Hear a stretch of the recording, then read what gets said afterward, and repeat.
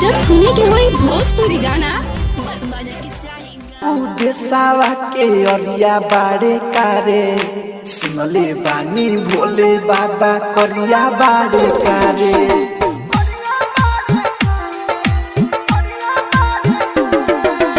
अपना देसावा के अरिया बाड़े कारे सुनले बानी भोले बाबा करिया बाड़े कारे।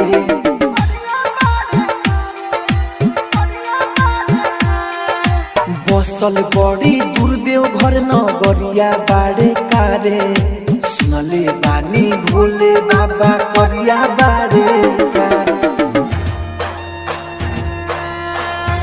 Mix by AG recording studio. DJ Kanchan Raj Hajipur Vaishali.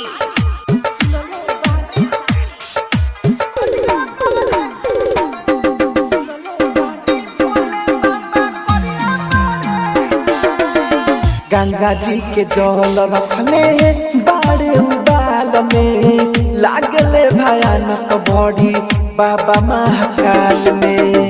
Ganga ji के जल रखले बाड़े उबाल में लागले भयानक बड़ी बाबा महाकाल में। नाचिल छमा छम बोली हर हर बम नाचिल छमा छम बोली हर हर बम। पर्वत पहाड़ के कगरिया बाड़े कारे सुनले बानी भोले बाबा करिया बाड़े कारे। अपना देसावा के अरिया बाड़े कारे सुनले बानी भोले बाबा करिया बाड़े कारे। आप सुन रहे हैं एजी एंटरटेनमेंट की धमाकेदार प्रस्तुति।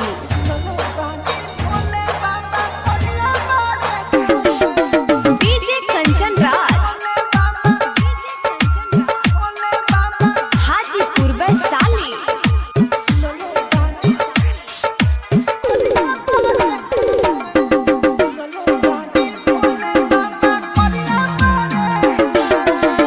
मानवा में हमारा जे आइल विचार बा देव घर घूमे आई कैसन दर बार बार।